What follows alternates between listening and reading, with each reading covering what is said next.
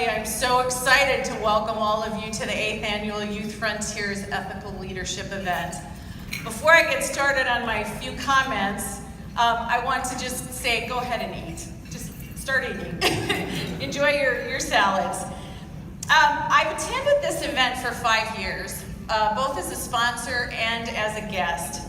And I've really come to think of it and anticipate it as sort of a very welcome, albeit brief respite from the chaos of the holidays and a busy work life. As we drift into the final days of a year that has been punctuated in really extraordinary ways by rancor, incivility, divisiveness, and violence, frankly, I've really struggled with how to talk about ethical leadership and our need to model ethical leadership in light of being inundated really on a daily basis with grown-ups acting badly.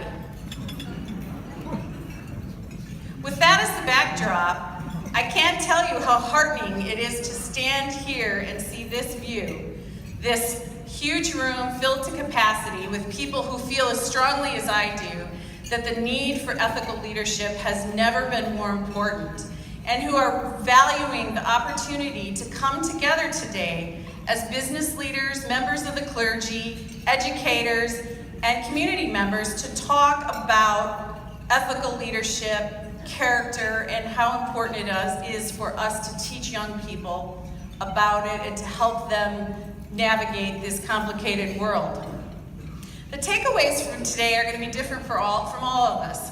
We're all going to feel a little differently about it, but I can promise you, you're going to leave today, we're all going to leave today with a full heart and with faith that we do have the ability to make a difference in the lives of young people and how they look at this world. One thing that really keeps me emotionally connected to Youth Frontiers' mission is to go to a retreat.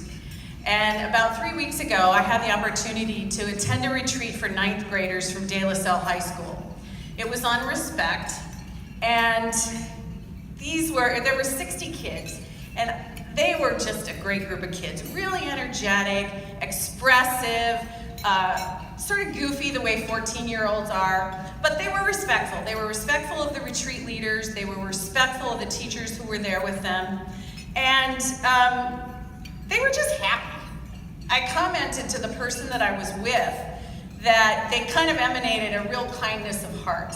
It just felt good being around them. So at the end of a respect retreat, what they do is have a campfire, which is really a candle in a mason jar.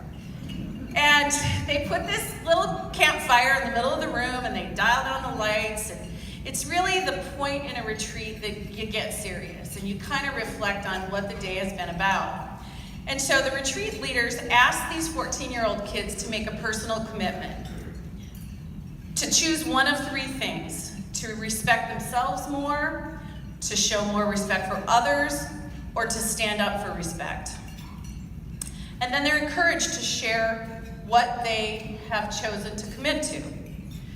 What was striking to me was that of all the kids who shared, about 3/4 of them chose to respect themselves and really put it in the context of treating themselves better, to stop beating themselves up for not being enough. Not a good enough student, not pretty enough, not thin enough, not good enough at sports. One young man stood up and said, "Sometimes I don't feel like I'm a good enough son." That's a little heartbreaking. And honestly, it was such an unnerving contrast to what I had seen and what I had felt about this group for the previous 2 hours. I had this impression that they had the world by the tail, when over half of them inside had this little ball of self-doubt that said, "I'm not enough." So put yourselves in the shoes of a 14-year-old.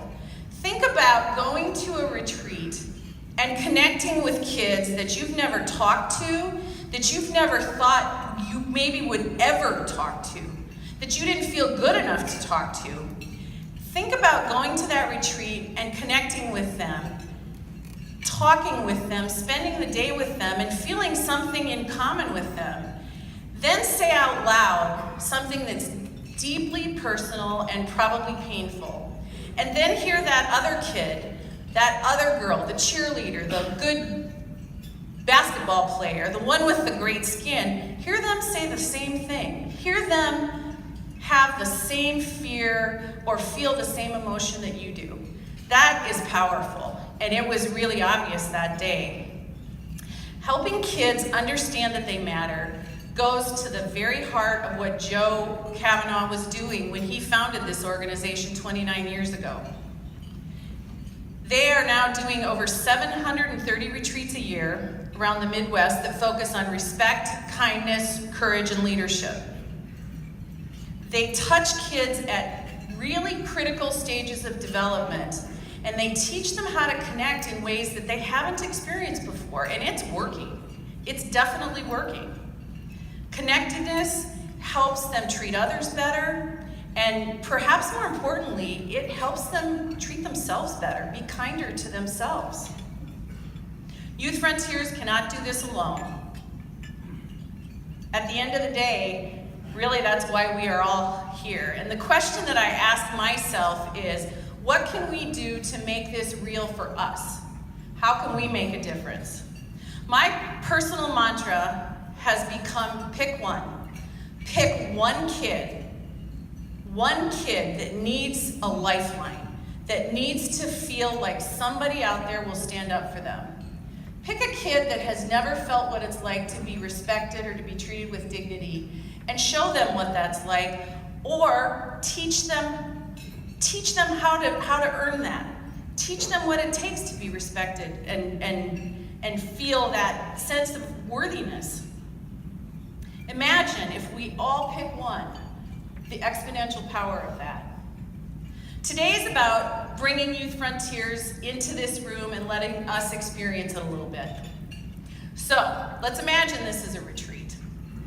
At your tables, while you're eating your lunch, let's talk. Let's talk to each other. Go around your tables, introduce yourselves. What do you do? Why are you here? You know, what's your story? Talk about that, and then talk about what role model you might have had growing up who taught you about character, who influenced you in a way about character that is carried into your adult life. It's a lively discussion and an important one. Before I go today, I want to take a moment to recognize some of the sponsors, the honors sponsors, US Bank and Varde Partners, the Wisdom sponsors, Activar, Ecolab, Cargill, and my notes are missing. I'm missing one here, I'm sorry. There's one more I'm missing. But honestly, there are hundreds of generous sponsors who have come together today in this room to support the mission of Youth Frontiers. And I absolutely can't tell you how grateful we are for that. Luther Automotive is so proud to be a major sponsor of this event and to stand with all of you and all of the businesses who think that this mission is worthy and that it deserves our support. Thank you all so much for being here today, and enjoy your lunch, and let's talk about character at our tables.